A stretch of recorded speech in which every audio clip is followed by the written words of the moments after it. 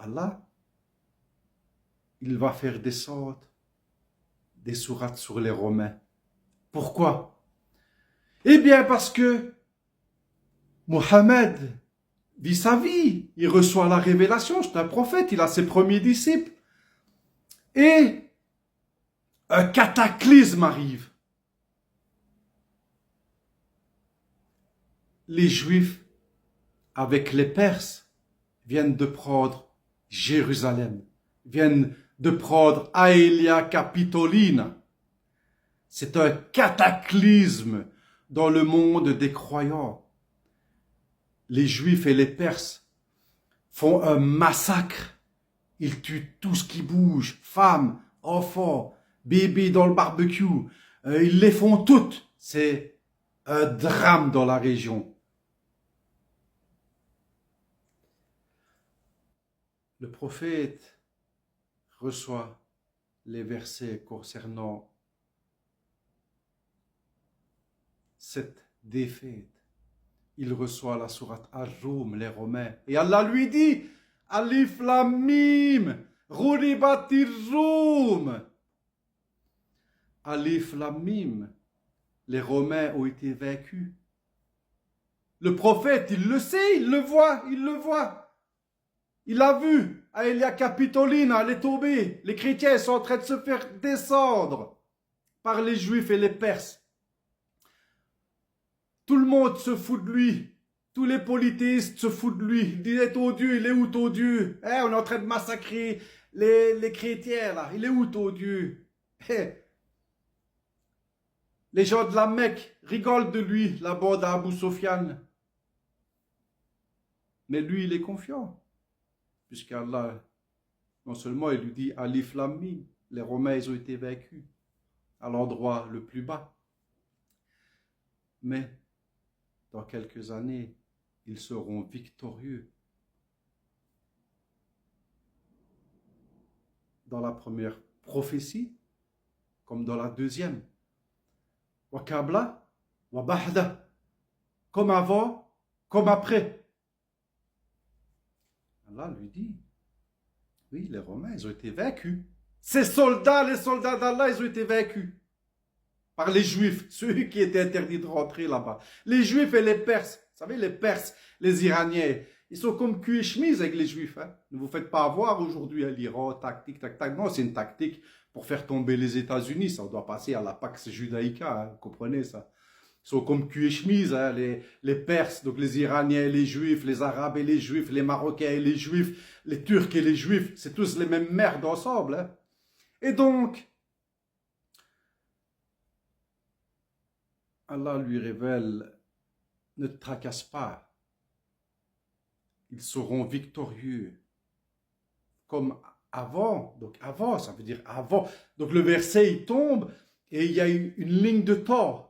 D'accord? Il y a une ligne de temps. Allah, il lui dit, donc ça descend, Allah, il dit, comme avant, comme après, ils seront victorieux. Comme avant, le prophète, il le sait, c'est tombé, donc c'est avant. D'accord? C'est avant. C'est 614. C'est 5 ans après la révélation du Al-Qur'an. C'est 614. Les Judéo-Perses sont rentrés dans Jérusalem. Tout le monde rigolait. Tous les politistes, les criminels, toutes les saloperies, ils rigolaient. Mais les croyants, ils pleuraient. Les croyants, ils étaient choqués. Mohammed pleurait que les Romains avaient été vaincus. Et Allah lui dit, ne tracasse pas. Quand les Romains vaincront, les croyants, ils se réjouiront ce jour-là. Vous n'avez pas le choix. Vous devez être des pro-romains, c'est ce qu'Allah vous dit. Quand les Romains y gagnent, les croyants se réjouissent. Ou alors vous n'êtes pas croyants. C'est noté noir sur blanc pour la fin des temps. Et les croyants, effectivement, entendent cette nouvelle. Ils sont contents déjà à l'avance. Ils font des paris. Ils se disent, oui, les Romains vont gagner. Les autres, ils se moquent d'eux parce que les Romains, ils sont plus rien. Ils sont l'ombre d'eux-mêmes. Vous savez, Héraclius, il doit remettre en état tout l'Empire, ce qui reste de l'Empire. Donc, c'est compliqué. Et contre toute attente, Héraclius, c'est de lui qu'on parle dans Al-Qur'an. Un Romain, l'empereur romain qui va rester pour l'éternité dans Al-Qur'an. Eh bien, il reprend Jérusalem. Héraclius Rex Romani, empereur de Rome, reprend Jérusalem des Mèdes des Judéo-Perses. D'accord? On est en 628. Il ramène la croix que les Perses avaient volée. Il tabasse tous les Juifs parce qu'ils ont commis des crimes innombrables, innommables, et les expulse à nouveau. Le prophète, est d'accord. Bien sûr. Ils sont contents, les croyants. Et c'est conforme au Coran. Ça, c'est Bahda. Non, c'est Kabla. Kabla, avant. C'est la prophétie avant. Puisque la sourate Al-Rum contient 2 prophéties. Il l'a vu, Mohammed l'a vu. Il a fait la fête. Ouais, Allahu Akbar. Les Romains ont gagné. Allahu Akbar. Bande de saloperies des gens du culte lunaire. Et donc, Héraclius revient en sauveur de Jérusalem. On l'appelle le sauveur de la croix. Le sauveur de Aelia Capitolina. Le prophète est heureux. Les croyants sont heureux. C'est le Dieu qui a eu raison. Mais le Dieu, il a dit, comme après aussi. Mais qu'est-ce qui s'est passé après? Après quoi? Après quand? Eh bien, vous le savez maintenant, Nabi, le prophète, malheureusement, a été victime d'un complot. On ne va pas revenir là-dessus. Donc, il se fait assassiner en 632. Souvenez-vous, 614, les Juifs, les Judéo-Perses prennent Jérusalem. Le prophète voit ça avec les croyants. C'est un traumatisme. Mais Allah les rassure. Il fait descendre la sourate Al-Rum. Il les rassure. Il leur dit... Tracassez pas, c'est des plans qui doivent... C'est les plans d'Allah, ça. Hein? C'est des plans qui doivent être mis en place. D'accord? Allah a dit, s'ils récidivent, on va récidiver. S'ils reviennent, on lâchera les Gog et Magog. Comprenez? Tout est lié. Hein? OK? Et puis, 614, ils rentrent, ils prennent, ils font ce qu'ils ont fait de terrible. Et conformément à la parole d'Allah, Héraclius reprend Jérusalem, Aelia Capitolina, en 628. Mohammed fait la fête, il dit Allahu Akbar, mon Seigneur, il n'y a que toi, tu es le véridique. Et les croyants, ils sont heureux, ils font la fête. C'est la victoire de la religion, c'est la victoire de la parole d'Allah contre les ennemis de l'humanité, contre les Iraniens, les Perses et les Juifs.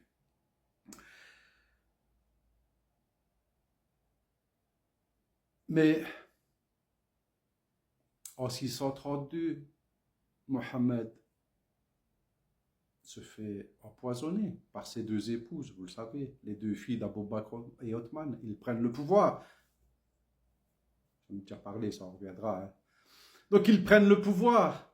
Que fait Abou Bakr? Il élimine toute opposition et il fait déglinguer des milliers de musulmans pour asseoir son pouvoir, pour éliminer toute discussion et toute résistance. Puis après lui arrive Omar, me dit l'autre là. Omar ibn al-Khattab. Que fait Omar? Eh bien, Omar, avec les Juifs, parce que ça on ne vous le dit pas, on ne vous le dira jamais ça. On vous dit Omar, il est arrivé devant Jérusalem, on lui a donné les clés. Mais vous déconnez ou quoi? Mais qui va donner les clés à ce connard-là?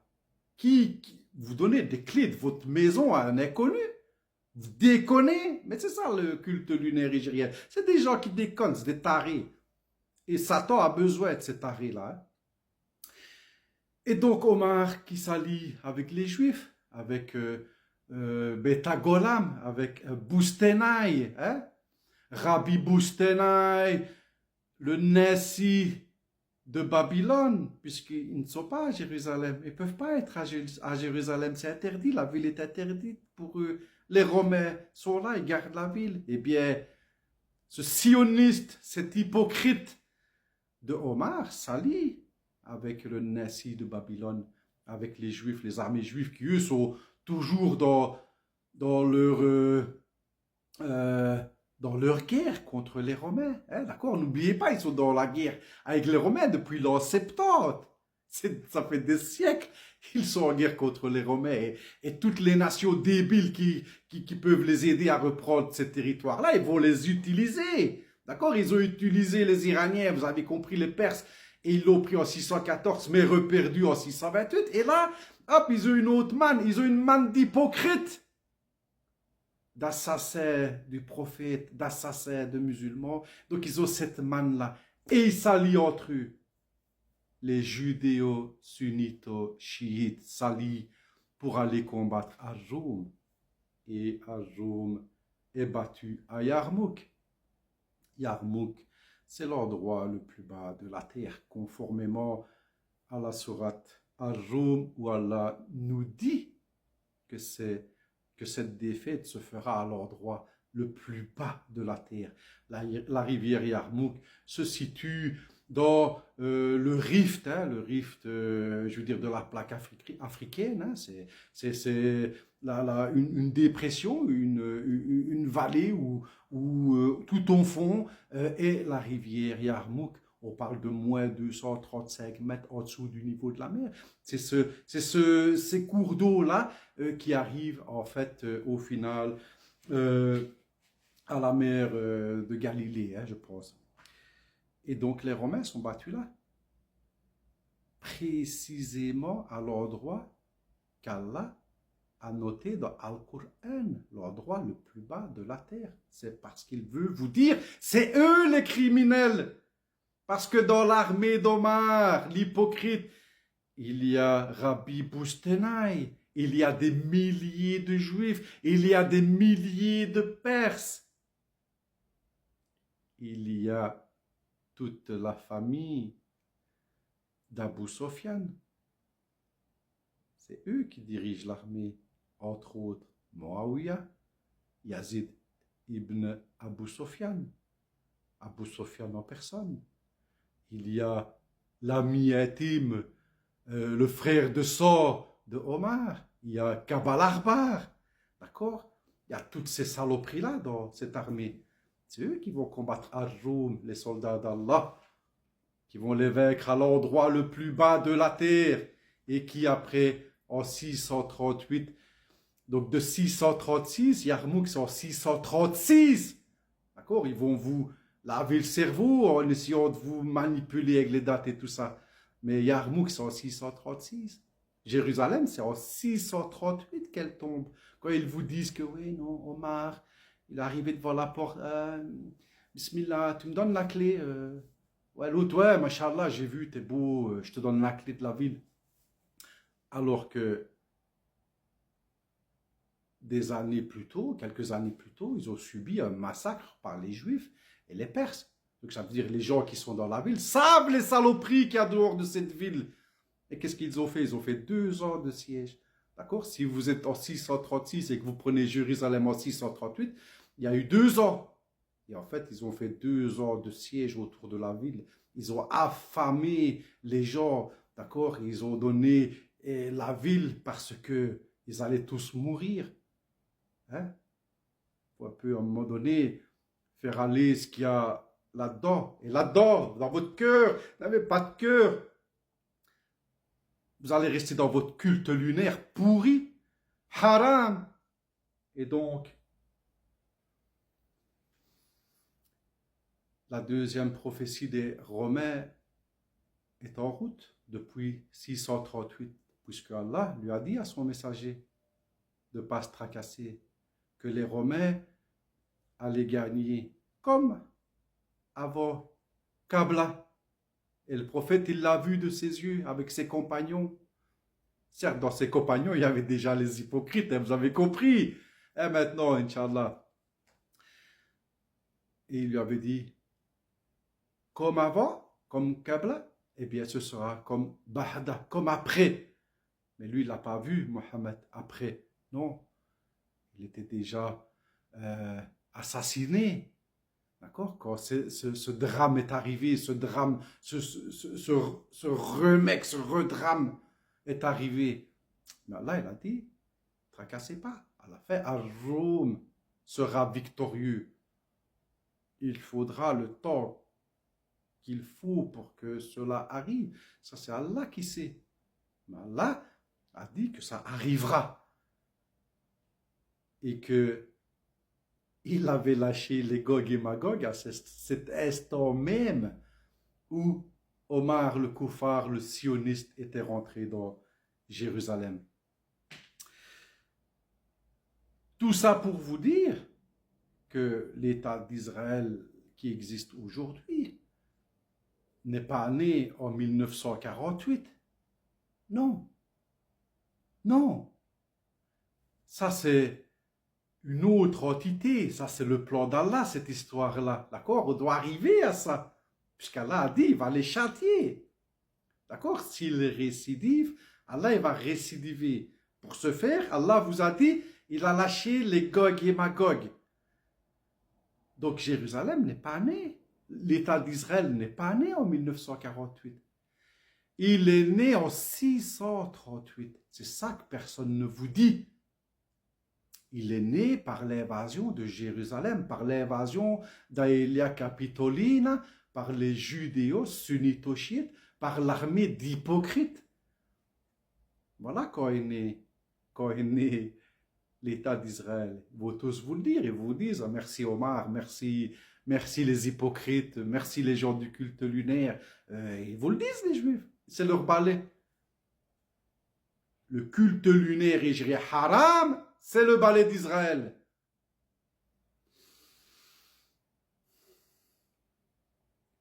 Mais pour finir, voilà, pour les croyants, je ne m'adresse pas aux gens du culte lunaire. Je n'ai rien à foutre d'eux, moi. Ça ne m'intéresse plus. Ces gens-là ne m'intéressent plus. Ce sont des menteurs, des voleurs, des criminels. Ils ne m'intéressent pas.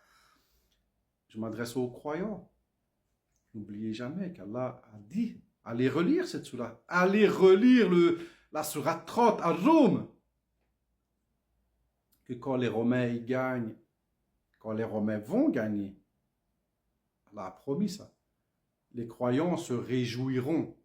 Je vous invite à imiter le prophète, alayhi salam, et les croyants qui étaient avec lui. Pas les hypocrites. Les hypocrites, ils ont fait une sale gueule quand le verset est descendu. Ils ont compris que les judéo-perses, ils allaient avoir un problème. Je vous invite à être des pro-romains, d'accord? À être déjà heureux de cette future victoire qui doit arriver.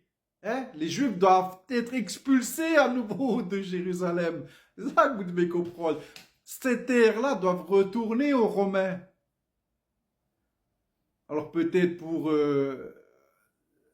rappeler un peu à toutes ces personnes, ouais, mais c'est qui les Romains? Ouais, mais parce qu'ils ont été tellement endoctrinés à haïr les Occidentaux que ben, pour eux, c'est pas possible qu'un Rome, c'est les Occidentaux. Vous savez, eux, ils ont la haine de l'Occident. Ils ont été enjuivés jusque la moelle. Alors pour cette prophétie coranique de Ar-Rum, eh bien, ils ont dû dire, même Ar-Rum, c'est les Russes. Subhanallah. C'est les Chinois. Ar-Rum, c'est les Chinois. Ar-Rum, c'est tout. Hein, pour eux, pour ces hypocrites-là, Ar-Rum, c'est tout, sauf les Romains. Tu demandes à Issa, parce que Issa va revenir.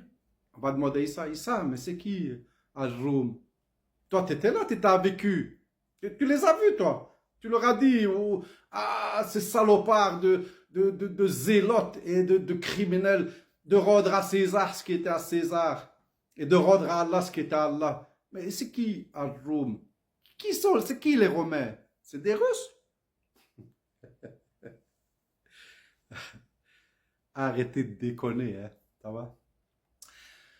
Donc voilà, c'était une petite vidéo pour faire le point sur le fait que l'interdiction des Juifs de Jérusalem est toujours d'actualité. Que euh, tout croyant, tout Romain doit mettre tout en œuvre pour libérer cette ville, pour libérer cette Terre sainte. Terre sainte dont je rappelle que et les Palestiniens et les Juifs ont été expulsés. D'accord? Vous avez deux saloperies de tribus qui ont été expulsées de la Terre sainte, un par le roi David, deux par Titus, sur ordre d'Allah, qui se chamaillent pour savoir à qui des deux va être la Terre sainte. La Terre sainte, elle appartient à Ajoum. Le monde va appartenir à Ajoum. Allah, il l'a promis. Ok? Si vous avez un problème avec ça, moi je n'y peux rien. C'est comme ça. Voilà. Si vous voulez. Moi je ne suis pas romain, mais je suis pro-romain. Comme Nabi, comme Ali Salam. Il était pro-romain. Les croyants qui étaient avec lui étaient pro-romains. Quand les Romains ont gagné, quand Héraclius a gagné, ils ont fait la fête. Et ben moi, voilà, je me prépare. J'ai mes petits feux d'artifice, tout ça. Quand les Romains vont reprendre Jérusalem, expulser les Juifs, les faux Philistins, eh bien, je ferai la fête. Voilà, tout simplement. OK? Et surtout, faites attention. Hein, toutes les tribus barbares à la solde des Juifs sionistes. Faites gaffe hein, à chercher des poux occidentaux. Parce que quand la Malhama va arriver, vous n'existerez plus. Voilà. Salam alaikum. Portez-vous bien et attention, nous sommes dans le mois de Safar, mois sacré. Prenez garde à vous. Faites attention à la nature. Faites attention à la création d'Allah. Ces mois sacrés sont là pour ça. Et vous avez compris, hein, le ramadan bidon, c'est bidon, quoi. Hein, d'accord? Sortez de ce culte lunaire hégirien haram, qui n'a aucun fondement coranique, hein, d'accord? C'est juste une entité qui sert l'intérêt des sionistes, hein, d'accord? Elle les a ramenés à Jérusalem en 638.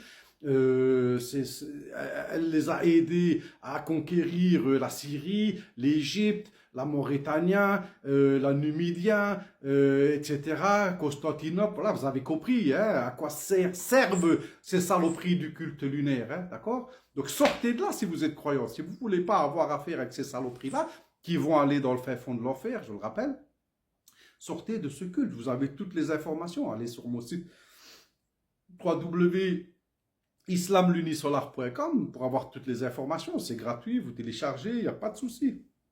Il n'y a pas 30%, il n'y a pas 10%, c'est gratuit. Voilà. Donc, je vous invite à quitter le culte lunaire au plus vite et à vous repentir parce qu'Allah ne reconnaît pas votre culte. Hein. Votre culte lunaire hégirien, il est interdit dans Al-Qur'an. Hein. Et Allah a dit que ceux qui suivent ce culte lunaire interdit, va les mettre dans le fin fond du trou, hein, dans voilà quoi. Puisse Allah vous donner les meilleurs moyens de vous diriger.